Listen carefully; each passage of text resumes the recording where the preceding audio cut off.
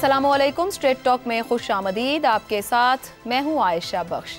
बानी PTI और शाह महमूद कुरैशी को साइफर केस में 10-10 साल कैद बामुशक्कत की सजा सुना दी गई है। साइफर केस में ऑफिशियल सीक्रेट एक्ट 1923 के तहत सजा सुनाई गई है। मुकदमा ऑफिशियल सीक्रेट एक्ट 1923 के सेक्शन 5 और 9 की दफात के तहत दर्ज किया गया, जबकि साइफर केस में पाकिस्तान पीनल कोड की दफा 34 भी लगाई गई थी। सीक्रेट एक्ट 1923 सेक्शन 5 हसास मालूमात को झूठ बोलकर आगे पहुंचाने से मुताल्लिक है। सीक्रेट एक्ट का सेक्शन 9 जुर्म करने की कोशिश करने या हौसला अफजाई से मुताल्लिक है। किसी के पास हसास दस्तावेज, पासवर्ड या खाका हो और उसका गलत इस्तेमाल हो तो सेक्शन 5 लगता है। हसास दस्तावेजात रखने के हवाले से कानूनी तकाजे पूरे ना करने पर भी सेक्शन 5 लागू होता है। कोई शक नहीं कि बानी PTI ने साइफर के मामले का भरपूर सियासी इस्तेमाल किया। इस केस के अहम गैर सियासी फरीक असद मजीद, आजम खान, सुहेल महमूद के बयानात के साथ साथ खुद बानी PTI की अपनी ऑडियो लीक से भी साबित हुआ कि कैसे साइफर जैसे इंतहाई हसास सिफारती मामले का सियासी इस्तेमाल किया गया। साइफर मामले पर खेलते हुए बानी PTI ने न सिर्फ मुल्की खारजा पॉलिसी को नुकसान पहुंचाया बल्कि अपने वोटर्स और सपोर्टर्स को भी गुमराह किया। जुलाई 2022 के ज़िमनी इंतखाबात तक PDM हुकूमत इतनी गैर मकबूल नहीं हुई थी। इसके बावजूद गुलामी नामंजूर के नारे पर PTI ने ज़िमनी इंतखाबात में भरपूर कामयाबी हासिल की। इस केस की समाअत के दौरान भी बानी PTI बिल्कुल अदम ताउन का रवैया इख्तियार करते रहे। जज से बदतमीजी, फाइलों को फेंकने, गवाहों को खामखा के मामलात में उलझाने की खबरें आती रहीं। गैर जानिबदार आईनी और कानूनी हल्के भी इस केस के मेरिट्स को तस्लीम कर रहे थे। इन सब हकायक के बावजूद इंतखाबात से एक हफ्ते कबल एक सियासी लीडर और साबिक वजीर आजम को एक खास माहौल के तहत यूं सजा देने से बहुत से अहम सियासी और कानूनी सवालात खड़े हो रहे हैं। मेरिट्स होने के बावजूद क्या केस में ड्यू प्रोसेस को फॉलो किया गया? क्या डिफेंस के वकला को मजीद वक्त नहीं देना चाहिए था? इस केस में फैसले की आखिर इतनी जल्दी क्या थी कि गुज़िश्ता रोज 14 घंटे तक इस केस की समाअत की गई और आज फैसला सुना दिया गया? क्या इस मुकदमे में बानी PTI को 10 साल सजा सुनाकर जुर्म से बढ़कर सजा दी गई? बाज़ गैर जानिबदार आईनी माहिरीन के मुताबिक इस जुर्म की सजा 2 साल तक भी महदूद हो सकती थी।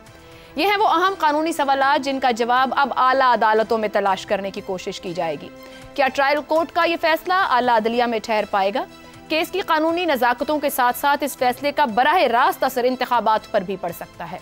ज़्यादा पुरानी बात नहीं, 25 जुलाई 2018 के इंतखाबात से 19 दिन पहले यानी 6 जुलाई को 3 मरतबा के साबिक वजीर आजम को भी 10 साल की सजा सुना दी गई थी और उसे जेल में डाल दिया गया था। उस साबिक वजीर आजम की जमात इलेक्शन की रात को पंजाब की सबसे बड़ी पार्टी के तौर पर उभर कर सामने आई। अब इंतखाबात से 8 रोज पहले एक और साबिक वजीर आजम को 10 साल की सजा सुना दी गई है। अब देखना होगा कि 8 फरवरी की रात को क्या तारीख अपने आप को दोहराएगी या फिर अब की बार राकिम मुख्तलिफ तहरीर लिखेगा। पैनल की राय जानेंगे इसी मामले पर कि आज के इस फैसले को किस तरह देखते हैं, इसके सियासी असरात और रद्द अमल क्या होगा। पैनल में हमारे साथ हैं हसन निसार, जैगम खान, शहजाद चौधरी, अबसार आलम और इफ्तिखार अहमद। आप सभी का शुक्रिया। प्रोग्राम का पहला सवाल आप सबके लिए। बानी PTI को इंतखाबात से 8 रोज पहले 10 साल कैद बामुशक्कत की सजा, साइफर केस का अदालती फैसला। क्या PTI वोटर का मोराल गिर जाएगा या पुरजोश हो जाएगा? हसन निसार साहब, रद्द अमल क्या हो सकता है आपके ख्याल में? इलेक्शन में चंद दिन बाकी हैं, 8 तारीख। मायूसी फैलेगी, लीडर ना हो, निशान पहले ही नहीं था, बाहर आएगा नहीं आएगा, कब आएगा, या ज्यादा पुरजोश होकर अपना फैसला सुनाने निकलेगा? देखें, हम तो उसी दिन ही लीडरलेस हो गए थे इस मुल्क में जब कायद-ए-आज़म क़याम पाकिस्तान के फ़ौरन बाद ही चल बसे। खैर, वो सवाल आपका, अभी मैं हामिद खान को सुन रहा था, वो TV पे से तारीख का बदतरीन ट्रायल करार दे के तारीख को मस्त कर रहे थे। हालांकि शायद मेरे नज़दीक आई कुड बी रॉन्ग, सुकरात का ट्रायल तारीख का बदतरीन ट्रायल था जिसके जजेस में से किसी एक का नाम भी कोई नहीं जानता। मुझे यकीन है हमारा इतना शानदार पैनल इनमें से भी कोई नहीं जानता। लेकिन ये बहरहाल जुमला मोतरज़ा था, कहाँ सुकरात कहाँ पाकिस्तान का एक सियासतदान। मैं कानून का तालिब इल्म नहीं हूँ आयशा, आपने मुझे इम्तिहान में डाल दिया। अगर मुझे कोई ये बता सके कि इंटरनेशनल को जो रैंकिंग शैंकिंग होती है अदलिया की, उसमें हमारी अदलिया कहाँ आती है, उसके बाद मैं शायद कोई जवाब दे सकूं। टेवा शेवा ही मारना है ना, तो वो मुझे कोई थोड़ा सा चलें, आपको अदालत का नहीं पता, लेकिन आपको ज़मीनी ग्राउंड, हमारे वोटर की, अवाम की सोच, अवाम की जहनियत, मोरल कहीं नहीं जाता। हाँ, मुर्दा मोरल होगा, है? वो मोरल होता ही नहीं ना। ये नहीं होना, क्या नहीं होना? बल्कि शायद ये आपने कहा ना कि मोरल डाउन और आप फलाना ठमका, ये नहीं होना, ये नहीं होना। और मुझे जो खदशा है कि वो मोरल जो है वो ज़रबे ना खा जाए। बाकी देखते हैं। वो एक जजमेंट तो दी है ना नवाज शरीफ ने केपी के गैरतमंद तरीन वोटर्स के बारे में, तो बहरहाल वो देखते हैं क्या होता है। आप बड़ी तादाद में वोटर को निकलता देखते हैं? ये मैं पहले भी नहीं देख रहा था। Anything can happen. मतलब आप प्रेडिक्ट नहीं कर पा रहे, आप प्रेडिक्ट ही नहीं कर पा रहे कि 8 फरवरी को क्या हो सकता है? जी मैं नहीं कर रहा, बिल्कुल नहीं कर रहा। ठीक हो गया। चलें, दोबारा आपकी तरफ आऊंगी। हम सार साहब आपकी तरफ मैं आऊं। 8 रोज पहले ये 10 साल की सजा, 30 जनवरी की सुबह का फैसला है, 8 फरवरी की रात। आप क्या समझ रहे हैं, ये फैसला इंतखाबात के नताइज पर कितना असरअंदाज होगा? देखिए, अनप्रिडिक्टेबल तो है, इसमें कोई शक नहीं है। कैसे वोटर्स रिएक्ट करते हैं और पीटीआई के वोटर्स जो हैं वो क्या डिफरेंटली रिएक्ट करेंगे, इसका फैसला 8 फरवरी को होगा। लेकिन जो माजी की हमारी तारीख है उसमें मैं समझता हूँ कि डीमोरलाइजिंग तो होगा, वोटर्स के लिए डेफिनेटली होगा। और जो जोश की बात आपने की है वो चंद एक लोगों के लिए, ये वर्कर्स के लिए, या पार्टी के जो बहुत ही सरगर्म कारकुन होते हैं उनके लिए तो ये मोरल बूस्टर हो सकता है, वो पैशनेट हो सकते हैं ज़्यादा। लेकिन आम वोटर्स जो हैं, जिनको ले जाना पड़ता है घर से, जिनके लिए ट्रांसपोर्ट का बंदोबस्त करना पड़ता है, छोटे मोटे स्नैक्स का या खाने का बंदोबस्त करना पड़ता है उम्मीदवारों को, वो शायद ना हो पाए। क्योंकि अब ये बात तो देखें, किसी भी सियासी जमात का जो लीडर होता है उसके पीछे लोग इसलिए निकलते हैं, आप उसे मौरूसियत कह लें, उससे प्यार कह लें, जो मर्जी कह लें आप, कि वो उन लोगों को उम्मीद होती है कि ये शख्स वज़ीर आज़म बनेगा। अब ये तो उन्हें उम्मीद नहीं है इमरान खान की सज़ा के बाद कि वो वज़ीर आज़म बनेंगे, वो तो इलेक्शन में नहीं हिस्सा ले रहे। तो फिर वोटर किसके लिए निकलेगा? पार्टी का कोई ऐसा स्ट्रक्चर बना हुआ है, ऐसा मुस्तहकम स्ट्रक्चर जो वोटर को निकाल के बाहर ले आएगा? हमारे यहाँ तो किसी ऐसी सियासी जमात का नहीं है, सिवाय एएनपी का होता था, जमात इस्लामी का या एमक्यूएम का, और तीनों जमातें बहुत छोटे लेवल पे ऑपरेट करती हैं। जो पाकिस्तान वाइड जो बड़ी जमातें हैं, पीपल्स पार्टी है, मुस्लिम लीग नून है या पीटीआई है, उनका स्ट्रक्चर ऐसा नहीं है कि ऊपर वाली लीडरशिप ना हो और वोटर फिर भी पोलिंग बूथ पर पहुंचे और वोट डाला है। तो मैं ये समझता हूँ कि ये मोरल बूस्टर नहीं होगा, ये डिमोरलाइज करेगा। अब सर साहब, इवन फॉर हार्डकोर वोटर भी जो उनका है, उनके लिए भी डिमोरलाइजिंग होगा? उनके लिए भी होगा डिमोरलाइजिंग, हार्डकोर वोटर के लिए भी होगा। मैंने कहा ना कि कुछ ना कुछ इंसेंटिव चाहिए होता है वोटर को। वोटर वो किस लिए वोट डालेंगे? देखिए, अभी उन्हें मैं समझता हूँ कि इसमें स्ट्रेटजी भी पीटीआई की जो है वो भी फॉल्टी है, क्योंकि उन्हें चाहिए था कि कम से कम अपने वोटर को ये तो बताते कि आपने निकलना है और वोट डालना, आपने ये बताना है कि कितने लोग साथ खड़े हैं पीटीआई के, चाहे वो जीते या ना जीते, जैसे कि दूसरी सियासी जमातें करती रही, पीटीआई कर मगर कतई कलामी की माजरत 2018 में नून लीग ने पंजाब में जो उनको मतलब उन्होंने बड़े नंबर निकाल लिए थे अपने, बहुत बड़ा फर्क था उसमें। हुआ ये था कि उनका लीडर मुल्क से बाहर था, उनकी बेटी भी मुल्क से बाहर थी, उनकी गैर मौजूदगी में उनको सजा सुनाई गई इस बुनियाद पे कि सजा सुन के वो वापस नहीं आएंगे। उन्होंने डिफाई किया, उन्होंने एस्टैब्लिशमेंट को और सिस्टम को डिफाई किया, वो वापस आए बेटी का हाथ पकड़ के ये कहने के लिए कि मैं जेल जा रहा हूं। इस चीज ने उनके वोटर को मोरल बूस्ट दिया और इस वजह से वोटर ज्यादा बाहर निकला। इस वजह से उन्हें पंजाब में जो है वो मिली थी मेजॉरिटी, जिसका आपने जिक्र किया। एक बात मैं कहना चाहूंगा कि ये फर्क इसमें इस दफा और पिछली दफा में एक फर्क बहुत बड़ा वो ये है कि पिछली दफा बहुत मिठाइयां बटी थी और एंकर्स और एनालिस्ट बहुत ऊंची ऊंची आवाज में शोर मचा के खुशखबरियां एक दूसरे को दे रहे थे कि सजा हो गई, नायल हो गए। लेकिन इस दफा मैं समझता हूँ कि मेच्योरिटी आई है सियासी जो क्लास है उसमें भी और एंकर्स और एनालिस्ट में भी, कि वो खुशियां नहीं मना रहे पीटीआई के चेयरमैन को सजा मिलने पे, जो कि एक अच्छी बात है। और ये तभी ये मुल्क आगे बढ़ेगा जब एक दूसरे की मुश्किल पे खुशी मनाने की बजाय उससे सीखा जाए और अपने आप को बेहतर किया जाए। दुरुस्त हो गया। ज़ैगम साहब, आपकी जानिब बानी पीटीआई को 10 साल की सजा 8 फरवरी के रद्द अमल पर हम बात कर रहे हैं। दो तरह का हो सकता है, एक के वोटर मायूस और लाताल्लुकी का इजहार करे, और दूसरा मजलूमियत कार्ड बन जाए कोई ऐसा मामला कि लहर एक पोलिंग बूथ्स का रुख कर ले। आपके ख्याल में आप क्या देख रहे हैं? देखिए, इतनी बड़ी जमातें जो हैं और जिनके करोड़ों वोटर हैं, तो वोटर की नफ्सियात एक जैसी नहीं होती। आपको ऐसे वोटर भी मिलेंगे जो मायूस हो जाएंगे, जिनको दुख होगा, जो डीमोटिवेटेड होंगे, और आपको ऐसे यंग वोटर्स भी मिल जाएंगे जो गुस्से में आएंगे और गुस्से में आके मजीद पुरजोश हो जाएंगे। तो आप ये तो दोनों तरह का रिएक्शन होगा।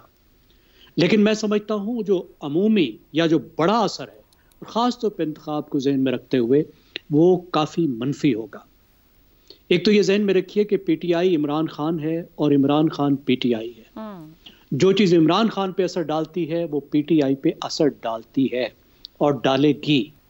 जिस तरह क़यादत के गायब होने का, बंद होने का, पार्टी छोड़ने का असर पड़ेगा, जिस तरीके से इंतखाबी निशान छीने जाने का असर पड़ेगा, उसी तरह इस सज़ा का भी असर पड़ेगा। ये जो बड़ी पार्टियां होती हैं वो कैचाल पार्टियां होती हैं। जिस तरह मैंने कहा हर तरह के वोटर होते हैं। अब अगर आप ये देखें तो इस पार्टी में पीपल्स पार्टी के रिंद भी शामिल हुए और इसमें जमात इस्लामी के नासे भी शामिल हुए, जेयूआई के लोग भी इसमें शामिल हुए, इसमें स्विंग वोट भी शामिल हुआ जो ये देखता है कि इस हुकूमत को, इस पार्टी को इक़्तिदार मिलना है तो इसके साथ जाएं।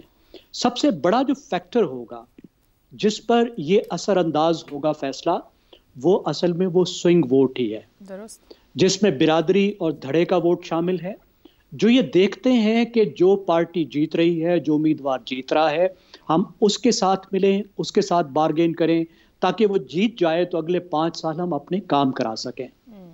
पंजाब में ये बहुत बड़ा सेक्शन है, कम से कम 15-20% जो पंजाब का वोट है वो स्विंग वोट का है, और ये स्विंग वोट को बहुत बड़ा पैगाम है ये जो फैसला है कि Imran Khan has no chance, PTI has no chance. तो आप अपना फैसला करो और उधर जाके मिले जो वाज़े तौर पर हुकूमत में आता नजर आ रहा है। तो ये पहले ही हमें नजर आना शुरू हो गया कि मार्च में हमें सर्वे ने बताया कि गुज़श्ता साल मार्च में पीटीआई 22% से लीड कर रही थी, तो दिसंबर तक सिर्फ 2% की लीड रह गई थी, और अभी सर्वे बता रहे हैं कि इस वक्त पीटीआई मुस्लिम लीग नवाज से पीछे चली गई है पंजाब में। तो डेफिनेटली असर होगा, डेफिनेटली असर होगा। इफ्तिखार साहब, आपकी जानिब आए, माजी नज़ीर हैं, अभी स्विंग वोटर की बात भी कर दी। सियासतदानों की सजाओं से हार्डकोर वोटर नहीं टूटते, मगर हर हल्के में 20 से 30% स्विंग वोटर या फ्लोट वोटर मौजूद होता है। अगर ये मैसेज चला जाए, अब ये जमात इख्तिदार में नहीं आएगी या इसकी अब चांस नहीं मौजूद है, आपके ख्याल में इस सजा के बाद उस स्विंग वोटर पर कितना असर पड़ेगा? देखिए, जो ये इतवार गुजरी, मैं उसको पैमाना बना के इस सज़ा को देखूंगा। मेरा ये ख्याल था कि 700 हल्कों में उन्होंने उम्मीदवार खड़े किए, शायद 700 से कुछ ज़्यादा, एग्जैक्ट फिगर नहीं मैं मुझे याद।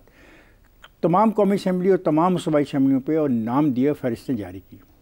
पार्टी की क़यादत का ये मुतालबा था कि उस रोज़ वो अपनी स्ट्रेंथ को शो करें। जितनी स्ट्रेंथ शो की गई वो आपके सामने है। तो एक तो मैं अंदाज़ा उससे लगा रहा हूँ, और दूसरा ये बात बिल्कुल ठीक है कि अगर स्विंग वोट ने फैसला करना है, और जो मेरे दोस्त ने कहा कि वो 15 से 20% है, 15 से 20% वोट बहुत होता है। मतलब ये वोट इलेक्शन किसी को हरवा भी सकता है, किसी को जितवा भी सकता है। तो अब जो यहाँ पे दोस्त बात कर रहे हैं उससे लग रहा है कि वो वोटर उधर को जाएगा जिधर उसको ये नज़र आएगा कि ये लोग इक़्तिदार में आने वाले हैं। लेकिन एक बात और भी एक दोस्त ने कही, और वो हमारे पहले दोस्त हैं, वो कहते हैं एनीथिंग कैन हैपन। ये वो चीज़ है जिसके बारे में वाकई बहुत मुश्किल है। आप भी प्रेडिक्ट नहीं कर पा रहे क्या? मैं भी बिल्कुल, देखे ना, मेरे पास प्रेडिक्शन एक थी कि मैं इतवार को जो वाक़या हुआ उसको एक बना के मिसाल या उसको एक एग्जाम्पल के तौर पे पुट करूं कि नहीं कुछ भी नहीं होगा। और ये बात जो कही हमारे दोस्त ने कि इतने % स्विंग वोट है, इसका मतलब है कि उधर जा रहा है। लेकिन इवन इन दोनों बातों के बावजूद कहीं ऐसा ना हो कि लोग फैसला कर ले कि alright let's go and let's do it. तो जब लोग फैसला कर लें कि लेट्स डू इट, तो फिर उसको प्रेडिक्ट करना मुश्किल है। लेकिन एक बात मैं कहूँगा ना, वो फैसला दुरुस्त था इलेक्शन से पहले, और शायद ये फैसला भी दुरुस्त नहीं है, और हाई कोर्ट इस फैसले को फ़र्ज करें अगले 8 दिन से पहले ही उड़ा देती है, तो फिर वो स्विंग वोट कहाँ खड़ा होगा? दुरुस्त हो गया। शहजाद साहब, आपकी जानिब आऊं, जब ये फैसला आज आया तो नून लीग के बाद जो हामी हल्के हैं वो 10 साल की सजा को कम करार दे रहे थे। एक दो लीडर्स की जानिब से मुस्लिम लीग नून के तो नर्म सजा या कम सजा भी कहा गया टीवी चैनल्स पे गुफ्तगू में।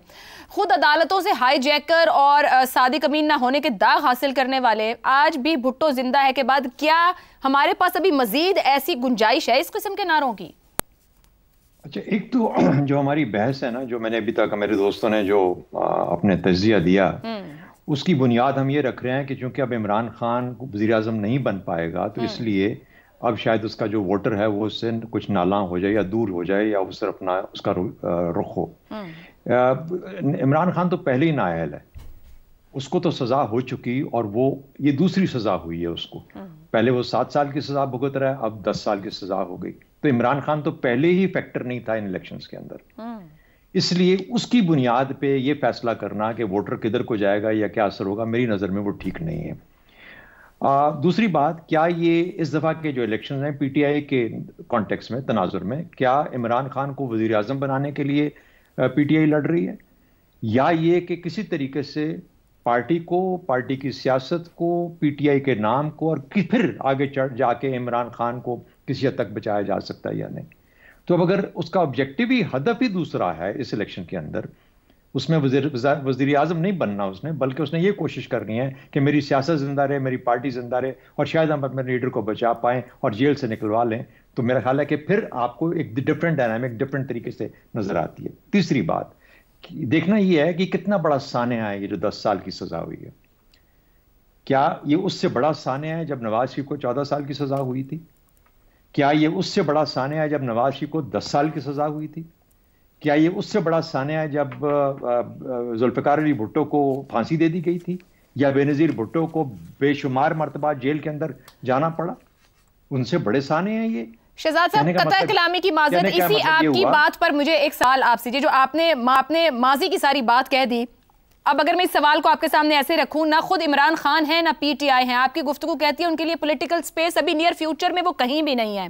सो माजी की अगर मैं बात कर लूं, इंतखाबी निशान से महरूम है, जमात खुद नहीं है, लीडर खुद मौजूद नहीं है, उम्मीदवारों की गिरफ्तारियां हैं, लेवल प्लेइंग फील्ड नहीं है, कोई सामने आता है तो जेलों में पहुंच जाता है।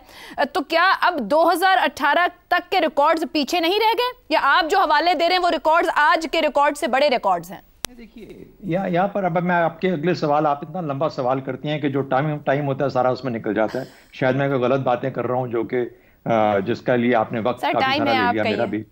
अच्छा ठीक है, तो मैं ये कह रहा था कि देखिए वही पार्टियां जिनको ये सब सजाएं हुई, जुल्फ़िकार अली भुट्टो चला गया, बेनज़ीर भुट्टो चली गई, पाकिस्तान पीपल्स पार्टी आज भी जिंदा ताबिंदा चल रही है अपने तौर पे और पूरी सियासी जोर के साथ, जोर शोर के साथ तो कायम है।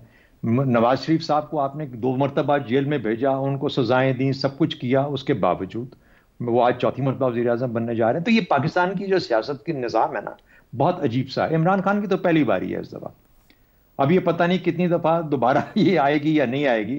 कहने का मतलब ये हुआ कि इस सियासी मंजरनामे के अंदर किसी सजा की अहमियत उतनी नहीं होती जितनी कि शायद हम बनाना चाह रहे हैं, पहली बात। दूसरी बात, अभी क्यों, यानी आप 8 दिन पहले या 10 दिन पहले ये टाइमिंग्स इसके क्यों? मेरा अपना ख्याल है उसकी एक बुनियाद ये हो सकती है, उसकी वजह ये हो सकती है कि अगर कुछ इस पे हंगामा होना है, अगर कुछ तवक्को थी किसी तरह की कि शायद हो, और अगर होना है तो उसको जल्दी काबू किया जा सके ताकि 8 फरवरी के जो इलेक्शंस हैं उन पे असरअंदाज ना हो सके। 8 फरवरी पाकिस्तान की अभी जो करंट तारीख है, रीसेंट तारीख के अंदर, उसके अंदर सबसे ही क्रिटिकल डे है कि वहां से हमने अपना सफर फिर दोबारा शुरू करना है। हम जमूद की कैफियत में हैं, उस जमूद को तोड़ने के लिए कुछ हरकत करनी पड़ती है और उस हरकत के लिए इलेक्शन पहला कदम हुआ करता है। तो मेरे ख्याल में उसकी अहमियत को पेश नजर रखते हुए जिस किसी ने भी ये फैसला किया, जिस तरह से भी प्रोसेस हुआ, उसका जवाब हम आगे जाके आपके अगले सवाल में देंगे। लेकिन मेरा अपना ख्याल ये है कि ये भी शायद एक टाइमिंग्स का एक मसला हो कि इलेक्शंस के ऊपर मिनिमम असर अंदाज हो सके। मुझे पता है कि मैं एक बड़ी होम्योपैथिक आपको एक्सप्लेनेशन दे रहा हूं, लेकिन क्या ये बेहतर नहीं है कि कोई ऐसी बात की जाए जिससे इश्तियाल और बढ़े? तो मेरा ख्याल है कि इसको इसी हद तक रखना चाहिए और ये बेहतरी की उम्मीद रखते हुए बेहतर तज्जिया देना चाहिए ताकि पाकिस्तान कायम व दायम रहे, पाकिस्तान आगे चलता रहे। ठीक है, ज़ैगम साहब आप कुछ कहना चाह रहे हैं? शहजाद चौधरी साहब ने जो बिग पिक्चर है बड़ी अच्छे तरीके से बताया, क्योंकि हमारी गुफ्तगू का ज्यादा फोकस अगला इलेक्शन था और आपने ये पूछा था कि इस इलेक्शन पे कैसे असर पड़ेगा। देखिए जो मिसालें चौधरी साहब ने बताई हैं उन तमाम को देखिए कि ठीक है पार्टीज ने अंदर लॉन्ग टर्म सरवाइव किया, लेकिन फौरी इलेक्शन हारे और बहुत बुरी तरह भी हारे। 2002 का अगर इलेक्शन देखें तो मुस्लिम लीग नवाज जो है वो 1/3 रह गई थी और 10 साल बाहर रही। इसी तरह पीपल्स पार्टी 10 साल बाहर रही और बड़ी मुश्किलात से गुजरी। तो उस हिसाब से हम इस इलेक्शन के बारे में बात कर रहे हैं, तो मेरे ख्याल इस इलेक्शन के बारे में शायद हमारी राय जो है वो इतनी ऑफ द मार्क नहीं है।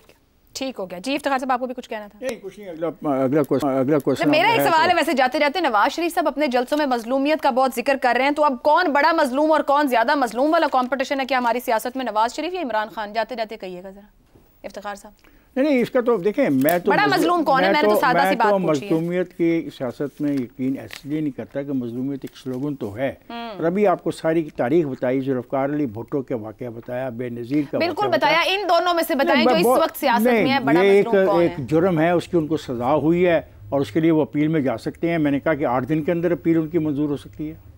चलें जी, एक ब्रेक पे जाना है। वाकई तौर पर उनके फोरम्स 2 मौजूद हैं, हाई कोर्ट और सुप्रीम कोर्ट का। कानूनी तौर पर इस मामले के असरात और आगे रास्ते क्या हो सकते हैं, गुफ्तगू करेंगे इस ब्रेक के बाद। प्रोग्राम में आपको एक बार फिर खुशामदीद कहेंगे। साइफर केस में बानी पीटीआई को 10 साल कैद बामुशक्कत की सजा। केस के मेरिट और सजा पर आईनी और कानूनी माहिरीन की मुतजाद आरा। क्या आला अदालतों में ट्रायल कोर्ट का फैसला बरकरार रह पाएगा? ज़ैगम साहब, आपके ख्याल में ये फैसला बचेगा नहीं बचेगा? माजी में भी अभी हालिया तारीख की बात की जाए तो एक साबिक वज़ीर आज़म को सुप्रीम कोर्ट से सजा मिली और फिर वो सुप्रीम कोर्ट से आइंदा चंद सालों में ख़त्म भी हो गई।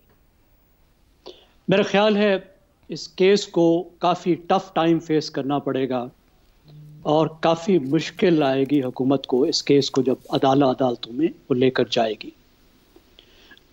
देखिए, जो टाइमिंग है इस फैसले की और उसकी जो मुमासलत है 2018 के साथ, आपने बताया कि 25 जुलाई से सिर्फ 19 दिन पहले 6 जुलाई को मियां नवाज शरीफ का फैसला सुनाया गया था। तो ऐसा लगता है कि हमारे यहाँ मदरसे बदलते हैं, निसाब नहीं बदलते। इस केस को अगर देखें तो इसमें बज़ाहिर काफ़ी वज़न नज़र आ रहा था, इसमें काफ़ी सबूत भी मौजूद थे, लेकिन जिस तरीके से इसको चलाया गया है उसकी वजह से बहुत से सवालात पैदा हो गए हैं और इस ट्रायल में काफ़ी सुकून पैदा हो गए हैं।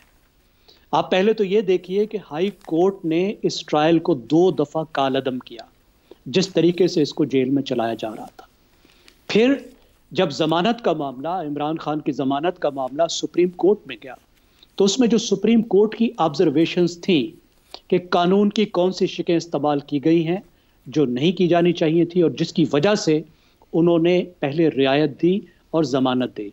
यानी पहले इमरान खान इस केस में उसको ज़मानत अवेलेबल नहीं थी जो सुप्रीम कोर्ट ने दे दी, क्योंकि ये जो केस है, जो ऑफिशियल सीक्रेट्स एक्ट है, इसको मुख्तलिफ तरीके से अप्लाई किया जाता है।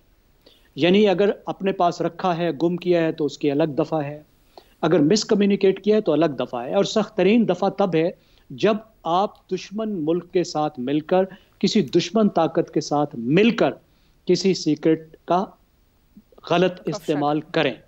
ठीक है ना जी, उसको मिसयूज करें। दुरुस्त हो गया। अब देखिए फिर खास तौर पर जो आखिर में जाकर हुआ कि जिस तरीके से जज साहब ने जो वकला थे, जो इमरान खान के और उसके साथ साथ शाह महमूद के वकला थे, उनको एक तरफ करके उनकी जगह सरकारी वकला मुकर्रर कर दिए और फिर उन सरकारी वकला ने किस तरीके से साहब उस पर यह भी तो आता रहा कि वो पेश नहीं होते रहे, कोई पता नहीं दर्जनों इल्तवा के मामलात रहे हैं, फिर पेश ना होना, मौजूद ना होना, ये उनकी जानिब से जो ताखीरी हरबे, तो इसको कहाँ एड्रेस किया जाएगा?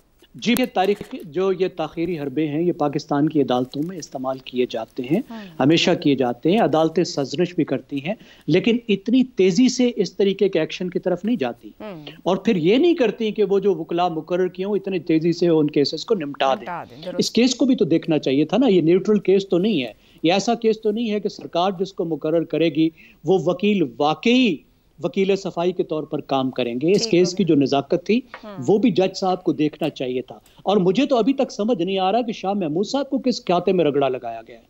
यानी उनको भी पूरी 7-10 साल सजा दे दी। अब जब तफसीली फैसला आएगा तो उसके बाद सही तौर पे हमें मालूम होगा कि जिन कानूनी ग्राउंड्स पर ये फैसला खड़ा है वो कितनी मजबूत हैं या कितनी कमजोर है। ठीक हो गया। शहजाद साहब, बहुत से आईनी माहिरीन केस के मेरिट्स मानने को तैयार है। ज़ैगम साहब भी ऊपर यही बात करते हैं, मगर ड्यू प्रोसेस पर ही सवालात भी साथ साथ उठ रहे हैं। क्या साइफर केस में मेरिट्स के बावजूद इसके जो कानूनी तकाजे हैं आपकी नज़र में वो पूरे किए गए हैं? जो एतराज़ात उठाए जा रहे हैं डिफेंस की तरफ से कि हमें सुना नहीं गया, वक्त नहीं दिया गया, उजलत दिखाई गई। आपने कहा मेरिट के बावजूद जी, तो मेरा ख्याल है कि मेरिट भी, इसको भी इन्वेस्टिगेट किया जाएगा, दोबारा से खुलेगा जब ये अपील में जाएगा। लेकिन वो मुझे पहले वो मुनीर न्याजी का वो कहने दीजिए कि मुनीर इस मुल्क पर आसेब का साया है कि क्या है। मैं तो आज सिर्फ यही सोच रहा हूँ और पुरानी तारीख याद कर रहा हूँ कि हम कहाँ खड़े हैं। शादियाने भी बजाते हैं और नोए भी पढ़ते हैं, लेकिन मेरा ख्याल है जो शादियाने बजाने वाले कभी नोए पढ़ते हैं और कभी नोहे पढ़ने वाले शादियाने बजाते हैं, इसको सबसे पहले तब्दील होना चाहिए। उसके बाद फिर इन अदालतों की बारी आती है। जब तक ये सब एक ही तरह का एहसास नहीं रखेंगे उस वक्त तक कुछ भी दुरुस्त होने वाला नहीं है, चाहे जिस अदालत में मर्जी चले जाएं। इन्हीं अदालतों ने अपनी तस्हीह की हुई है बाद में बारहा। अभी पिछले महीने चंद 2 हफ्ते पहले शायद सुप्रीम कोर्ट ने कहा कि जो जुल्फ़िकार अली भुट्टो के साथ हुआ वो जुल्म हुआ, कहा खुद से अपने तौर पर उसको फांसी पर लटकाने के बाद। तो मुझे नहीं पता कि ये अदालतें क्या करेंगी। अदालतें आमतौर पे, हमारी तारीख तो ये है कि अपनी तस्हीह करती हैं, लेकिन आपका सवाल ये प्रोसेस का, देखिए मैं मिसाल देता हूँ आपको। चीफ जस्टिस साहब ने एक फैसला किया जिसके अंदर के बल्ले का निशान ले लिया गया, वो ट्रांसमिट हुआ, टेलीविजन पर लाइव दिखाया गया। बावजूद इसके कि बहुत सारे लोग उस फैसले से मुत्तफिक नहीं है, लेकिन उस पर सवाल क्यों नहीं उठाते? क्योंकि वो प्रोसेस मुकम्मल किया गया। चाहे चीफ जस्टिस साहब को नजदीक या बहुत सारे ऐसे लोगों के जो कि विटनेस थे, जो देख रहे थे, जो उस वक्त लाइव ट्रांसमिशन देख रहे थे, उनके नजदीक आर्ग्यूमेंट किसी और तरह से इशारा देते थे। लेकिन फैसला जब हुआ तो काजी का फैसला फिर सबको एक्सेप्ट करना पड़ा। तो प्रोसेस की ये अहमियत होती है। फैसला आप जो मर्जी चाहे करें, प्रोसेस पूरा होना चाहिए। जब दिखेगा तो फिर वो माना भी जाएगा, पहली बात। दूसरी बात, एक और चीज जिसका जिक्र किया ज़ैगम साहब ने कि साइफर के मामले के अंदर एक ऑफिशियल सीक्रेट एक्ट है ना, उसके बाद साइफर और या उससे रिलेटेड बहुत सारी चीजें हैं। ठीक, हमें ये नहीं समझ आई कि इसमें से असल में जुर्म किस चीज का था, कौन सा वाला शिक है जिसका जुर्म है, जुर्म क्या है। पहली बात तो ये है, और कहीं ना कहीं जाके आगे शायद नजर आ जाएगा, पता लग जाएगा। और सबसे बढ़ के जब आपकी कैबिनेट ने, आपकी गवर्नमेंट ने 2 नेशनल सिक्योरिटी कमेटी मीटिंग्स में के अंदर, नेशनल सिक्योरिटी वाली जो cabinet committee of national security, उससे बड़ी कोई हमारे पास सिक्योरिटी के रिलेटेड कोई और चीज नहीं है, उन्होंने इसको रेगुलराइज करके आगे मूव ऑन कर दिया। तो फिर उसके बाद जब आप इस किस्म की चीज करोगे तो ये कहीं ना कहीं बहस में चीज आएंगी, तो मेरिट भी अफेक्ट होगा। ठीक हो गया। हसन निसार साहब, आपकी राय में ये फैसला ठहर पाएगा? 2 अपील के फोरम्स भी मौजूद हैं जहां वो कह रहे हैं कि ड्यू प्रोसेस नहीं हुआ, वहां मेरिट भी दोबारा सवालिया निशान बनेगा। बड़ी दिलचस्प सूरत हाल है। पहली बात तो ये है कि मेरे थोड़े से जाले उतारे शहजाद भाई ने, शुक्रिया। ज़ैगम साहब ने बात की कि शाह महमूद कुरैशी को भी रगड़ा दे दिया गया है। तो भाई ये जो चक्की वाले होते हैं ये बड़े जालिम होते हैं, गेहूं के साथ घुन भी पिसता है।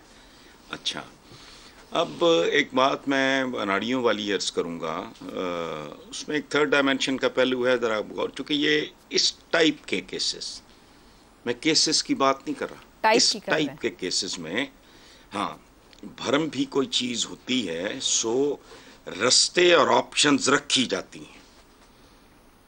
ये भूल भुलैया का खेल है, इसको फेस वैल्यू पे ना लें।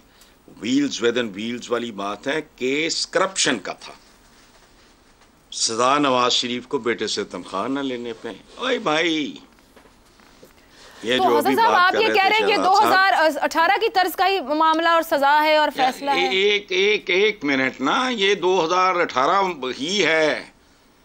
ये मैं थोड़ा करेक्ट भी कर दूं शहजाद भाई को, क्योंकि मुनीर साहब के साथ मेरा बहुत रूहानी ताल्लुक और बहुत ही कुर्बत रही है। मुनीर इस मुल्क पे आसेब का साया है या क्या है कि हरकत तेज तर है और सफ़र आहिस्ता आहिस्ता। तो मैं मुनीर साहब को छेड़ा करता था कि ये आहिस्ता आहिस्ता शेरी मजबूरी है आपकी, वरना कोई आहिस्ता उस्ता नहीं, रिवर्स का है। अच्छा, वो हंसा करते थे इस बात पे। तो उसको जेन्युइन नंगा चिट्टा करप्शन का केस, बेटे को तनख्वाह न ले, तो क्या लेकिन इस तरह की यही फेवर थी जिसे वक्त ने साबित कर दिया, इस तरह के क्वेश्चंस रखे जाते हैं, इस तरह की ऑप्शंस रखी जाती हैं। ये तो एक लेमैन का नुक्ता नज़र है।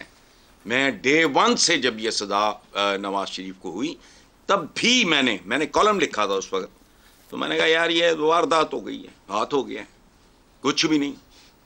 ठीक है जी, एक खुदा पहाड़ निकला चूहा, क्या वाकई आज भी ऐसा ही हुआ है? ठीक है जी, हसन निसार साहब कह रहे हैं खुदा पहाड़ निकला चूहा, वार जो सजा दी गई है उसमें ऑप्शंस रखे गए हैं, जैसे एक साबिक वजीर आजम के लिए ऑप्शंस रखे गए। ब्रेक के बाद इफ्तिखार साहब और अबसार साहब की राय आपके सामने रहेगी।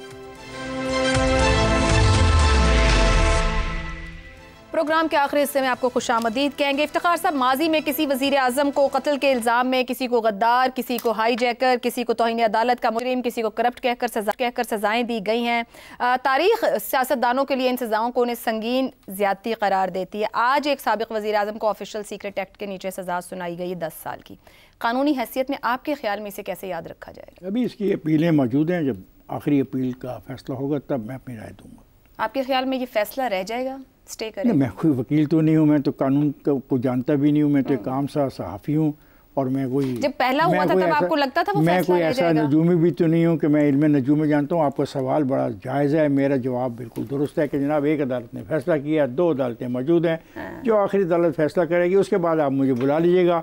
अच्छा, ऊपर सुकम की भी बात हुई, ड्यू प्रोसेस पे बात हो रही है, उसे कमेंट करेंगे कि ड्यू प्रोसेस मैंने कहा मैं वकील नहीं हूँ सर, मैं आपकी राय मांग रही हूँ। ड्यू प्रोसेस ऑफ लॉ की जो बात करते हैं, आप वकील होंगी, आपको पता होगा जिरा क्या होती है, जज को कैसे सवाल करना चाहिए था, सर ये डिफेंस के इतराज़ात हैं ना, मैं वो वकील देना चाहिए था, वकील कैसा होना चाहिए था, वो जो फाइलें फाड़ के फेंक रहे थे, 14 घंटे की कंटिन्यूस समाअत गुज़िश्ता रोज हुई। पता नहीं आपको क्या पता कितनी अदालतों में, आपको क्या पता कितनी अदालतों में 14 घंटे की कंटिन्यू प्रोसीडिंग चलती हैं। जब मैं जानता ही नहीं इन सारे मामलों को लीगली, तो मैं इंतजार करूंगा कि जो अपील कोर्ट्स हैं वहाँ पे जब ये मसला जाएगा, जब हतमी तौर पे कोई फैसला होगा, फिर मुझे तब तक एक तो बात समझ आ जाएगी और तब मैं कमेंट करने में बेहतर तौर पे अच्छे लफ्जों का चुनाव भी कर सकता हूँ और दुरुस्त कमेंट भी कर सकता हूँ। अब सर साहब आपकी जानिब आऊंगी, माजी के हवाले और नज़ीरें मौजूद हैं, खास माहौल में खास फैसले आते रहे और फिर दोबारा खास माहौल में रिवर्स भी होते रहे हैं। हालिया मिसाल साबिक वजीर आजम के फैसले की है, क्या माहौल की तब्दीली साइफर केस के फैसले पर भी असरअंदाज होगी? देखिए, माजी तो यही कहता है कि होगी, और अभी मैं सोच रहा था जब जैगम साहब ने कहा कि शाह महमूद कुरैशी साहब को वैसे ही रगड़ दिया गया, तो मुझे लगा कि शायद जैगम साहब एक दफ़ा फिर जनूबी पंजाब के साथ जो जुल्म हुआ है उसका इल्ज़ाम पंजाबी शराफिया पे डालेंगे। तो लेकिन चलें, मैं जैगम साहब के बिहाफ पे कह देता हूँ कि जैगम साहब आपने ये काम कर दिया ना, आपने एक नया नारा दे दिया ना। Very good, very good. तो जनूबी पंजाब के साथ वो जाहिर है जैगम साहब भी जनूबी पंजाब से हैं, शाह महमूद कुरैशी भी, तो मैं नहीं बोल दी मेरे विच मेरा यार बोल दा तो हो जाता है यार, कोई बात नहीं, क्या है। तो दूसरी बात हसन निसार साहब ने कही कि इस फैसले में भी कोई वो कोई ना कोई सहूलत कारी रखी गई है या होती है, पहले भी थी। तो मैं सोच रहा था अगर ये बात पीटीआई के सपोर्टर्स को आज कही जाए तो वो ऐसे ही है। इससे मुझे एक लतीफ़ा याद आ गया कि एक बंदा एक्सीडेंट में मारा गया, तो उसको बेचारे की वो मैयत रखी हुई थी चारपाई पे, तो मेरे जैसा एक चल्ला सा बाबा आया उसका ताज़ियत के लिए, तो कहने लगा शुक्र आँख बच गई। तो वो हसन निसार साहब की इस बात से मुझे ये याद आ गया कि खान साहब बेचारे 10 साल के लिए अंदर चले गए हैं और नाहल हैं, इलेक्शन नहीं लड़ सकते, पार्टी उनकी फारिग हो गई है, वर्कर रो रहा है, और हम कह रहे हैं कि किसी ना किसी वक्त उन्हें सहूलत मिल जाएगी। वो सहूलत तो जब मिलेगी सो मिलेगी। इस वक्त फ़िलहाल जो है वो deck has been rolled against Khan साहब। बस फिलहाल आपको नहीं लग रहा कि ये फैसला इधर उधर होगा, बरकरार रहेगा? आपकी गुफ्तगू ये कह रही है। नहीं, ये मैं नहीं कह रहा। देखें, हाई कोर्ट का जैसे इफ्तिखार साहब ने कहा, हाई कोर्ट से उन्हें बिल्कुल मिल सकता है। ये फ़र्क है नवाज शरीफ के और इमरान खान के फैसले में कि नवाज शरीफ का जो नाअहली का फैसला टॉप पे आया था सुप्रीम कोर्ट से, कोई नीचे फोरम उनको अवेलेबल नहीं था। जुल्फ़िकार अली भुट्टो का फैसला हाई कोर्ट ने दिया, लोअर कोर्ट ने नहीं दिया, उनका भी एक फोरम ख़त्म हो गया अपील का। खान साहब खुशकिस्मत है इस मामले में कि अपना मारे तो छावे छुटे, तो इस मामले में खुशकिस्मत है कि उन्हें 2 फोरम मिल गए हैं अपील के। तो लेट्स सी कब कहाँ उनकी अपील कबूल होती है, हो जाएगी। और मैं ये समझता हूँ कि आप ये देखें, किस्मत की सितम ज़रीफ़ी ये देखें कि 2018 में जो कुछ हो रहा था 2024 में भी वही कुछ हो रहा है। लेकिन मुझे शुरू में आपने कहा था कि हमने सीख लिया है कुछ, देखिए हम वहीं खड़े हैं जहां कुछ से चले थे।